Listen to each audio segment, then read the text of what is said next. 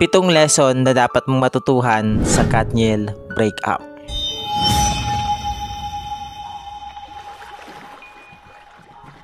Number 1. Kapag ang babae sumuko na talaga at bumitaw, wala ka nang magagawa.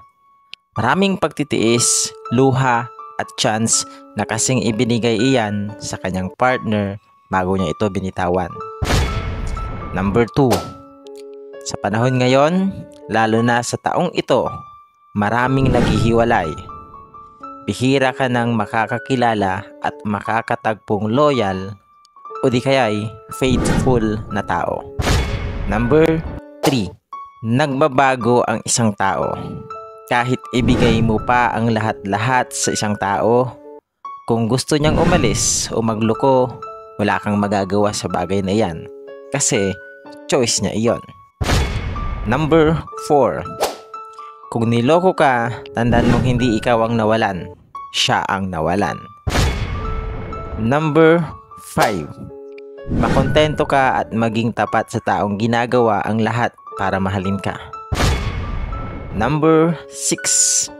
Kahit gaano man kayo katagal sa isang relasyon, huwag na huwag kang aasa at makakampanting happy ending na ang katapusan. Number 7. Hindi mo pwedeng i-please ang isang tao para mag-stay sa'yo. At hindi mo rin pwedeng pilitin ang sarili mong mag-stay sa isang tao kung hindi iyan ang sinasabi ng puso mo. Piliin mo palagi ang sarili mo.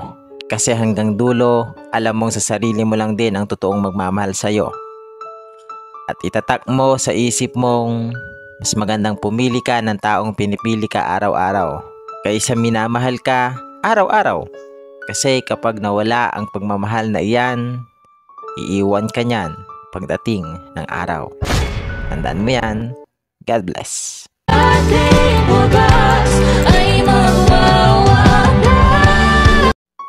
Idol, totoo po ba ang first love never die? Kung ako ang tatanungin mo, opinion ko hindi.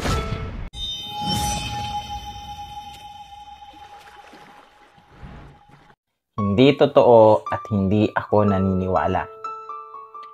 Mayroon akong naaalala, hindi ko alam kung sa movie ba yon o sa isang libro. Yung katagang, the first is not always right. Kaya hindi ako naniniwala.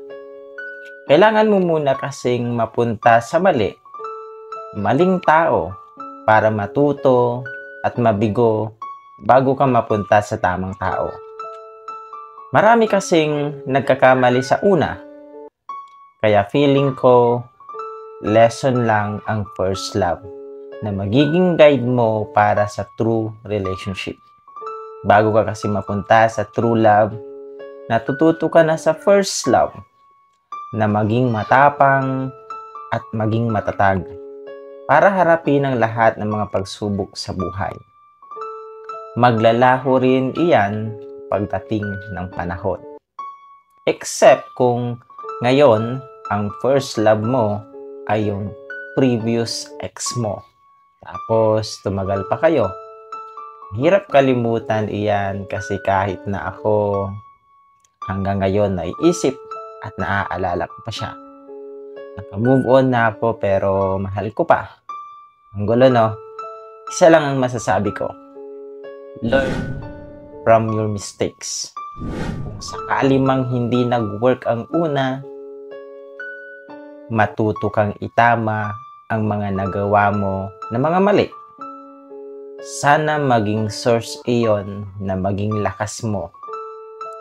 Huwag tayong panghinaan ng loob at isiping nagkamali ka ay wala ka ng pag-asa. Nagkamali ka kaya takot ka nang sumubok ulit, na baka masaktan ka na naman ulit. Dapat may mathematics tayo sa ating isip. Mayroong positive palagi. Opinion ko lang iyon ha. Kasi may mga tao ring nakaranas ng first love never die. At mayroon ding hindi pero naniniwala sa katagang ito.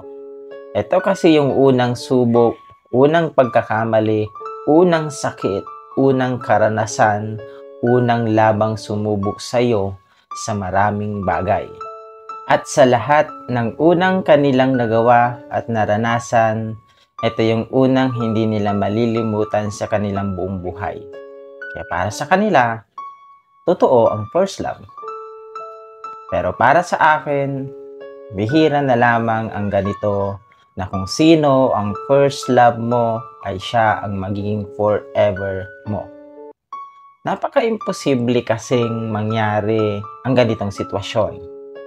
Swerte mo kung ganon, pero wala pa akong kilalang ganito ang nangyari. Yung tipong unang taya, jackpot agad. Lahat kasi failed sa unang pagkakataon.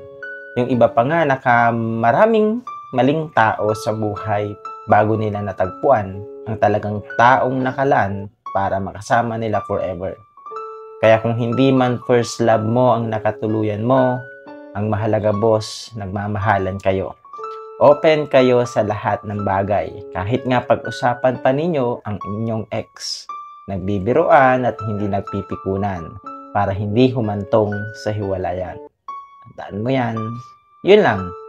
Hindi ako naniniwala. Ikaw, naniniwala ka ba? Comment mo nga dyan sa baba. God bless.